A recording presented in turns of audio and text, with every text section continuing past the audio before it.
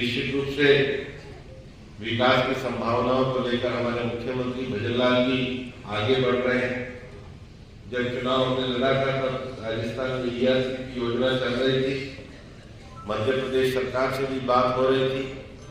अब हम लोगों का ये सौभाग्य है कि 17 तारीख को ERCP को प्रधानमंत्री नरेंद्र मोदी जी ने लागू करने का भी काम कर ERCP के प्रथम चरण में जो मेरा अनुभव संसदीय क्षेत्र है वो नहीं था, लेकिन मुख्यमंत्री जी ने अनुरोध को स्वीकार करते हुए ERCP में भी पूरे संसदीय क्षेत्र में तक दोनों जिले और भैरव तक की पानी की व्यवस्था को जोड़ने का काम किया है। हम सबकी ओर उनको इस बात के लिए आभार व्यक्त करते हैं। महिलाओं के बाद जो दूसरा बड़ा विषय है वो युवाओं का, और मैं जानता हूं कि युवाओं को अगर पॉजिटिव एनर्जी के साथ जोड़ा जाए, युवाओं में अगर अच्छे विकास के लक्षण किए जाए, तो हमारे देश का युवा भी किसी से कम नहीं है। नौजवानों को स्वस्थ होने के लिए खेलना बहुत जरूरी है। प्रधानमंत्री जी के खेलो इंडिया अभियान से प्रेरणा लेकर, फिट इंडिया अभियान से प्रेरणा लेकर हमने एक कार्यक्रम शुरू किया है, और जिस कार्यक्रम के अंतर्गत हमने सांसद खेल उत्सव किया है। जब मैंने सांसद खेल उत्सव के रजिस्ट्रेशन करने प्रारंभ किए थे तो मेरे को लगता नहीं था कि ऐसी सर्दी में कोई आएंगे, लेकिन 340 टीमों ने केवल क्रिकेट में रजिस्ट्रेशन कराया, और उसमें 34 टीमें तो लड़कियों की। अगर दिवाली में मैच देखने गया तो लड़कियों का मैच लड़कों से ज्यादा अच्छा था। और अभी प्रधानमंत्री नरेंद्र मोदी जी ने उनके भी संसदीय क्षेत्र में ये सांसद खेल उत्सव स्पर्धा कराई थी, और इसमें हम केवल क्रिकेट नहीं करा रहे, हम kabaddi, kho kho, badminton, athletics, shot put, long jump, सारी प्रतियोगिताएं करा रहे हैं।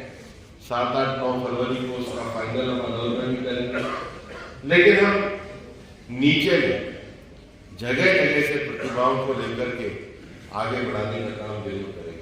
और इसलिए मैं भाई निहाल सिंह को भी बधाई देता हूँ कि उन्होंने पैरा ओलंपिक में इतना अच्छा प्रदर्शन किया।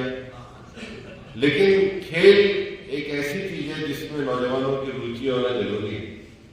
24 घंटे पढ़ाई करने से और 24 घंटे लैपटॉप पर देखने से तो बच्चा कुछ होता नहीं है, बल्कि मोबाइल को छोड़ करके 1 घंटा अगर मैदान में दौड़े तो बच्चे का विकास ज्यादा हो सकता है।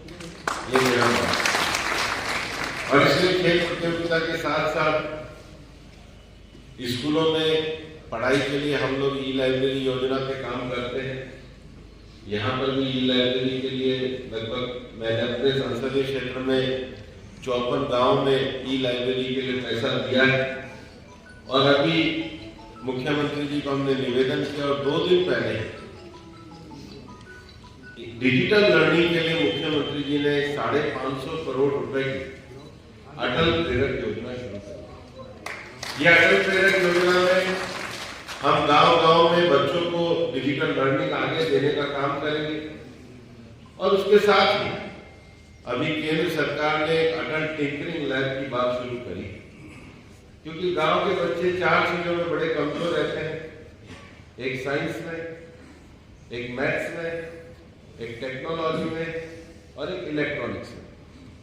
मैं तो भाई सतवीर सिंह का भी वो देखने गया था टेक्नोलॉजी का, कि गांव में रहकर के भी कोई आदमी टेक्नोलॉजी को कैसे बढ़ा सकता है। आने वाली दुनिया में सारा बड़ा विषय टेक्नोलॉजी का है, और इसलिए सरकार ने इसको स्ट्रीम नाम दिया, साइंस, टेक्नोलॉजी, इलेक्ट्रॉनिक्स और मैथमेटिक्स। इसके लिए अटल टिंकरिंग लैब ये हमारे जिले में प्रारंभ हुए हैं। अभी उसकी जो दूसरी स्कीम आई है, मैंने दिशा की बैठक में कलेक्टर साहब को भी कहा है कि हमारे गवर्नमेंट स्कूलों में सरकार की जो योजना है अटल टिंकरिंग लैब की, ये आगे जानी चाहिए।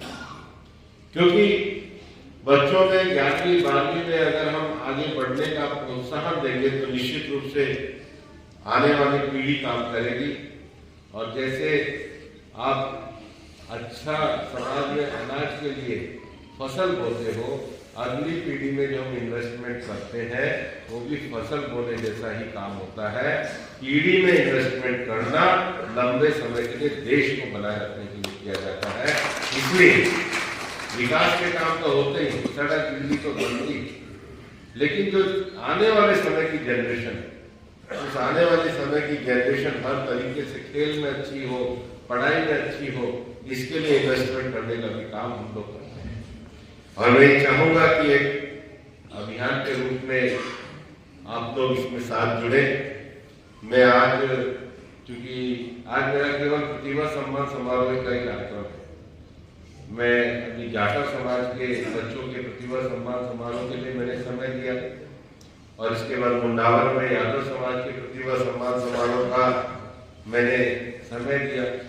और मैं किसी भी समाज, हमारा रायका समाज हो, पंजाबी समाज हो, वैश्य समाज हो, जाट समाज हो, कोई समाज हो, अगर कोई भी समाज बच्चों के प्रतिभा सम्मान समारोह का कार्यक्रम करता है तो मैं कहीं भी रहूं देश में, लेकिन समय निकाल के उन बच्चों को पुरस्कृत करने के लिए, क्योंकि मेरा मानना है कि समाज में स्वस्थ प्रतियोगिता होनी चाहिए, बच्चों को आगे बढ़ाया जाना चाहिए, और ऐसी प्रतिभाओं का सम्मान करते हैं तो सब लोगों में भावना आती है कुछ ना कुछ अच्छा करने की।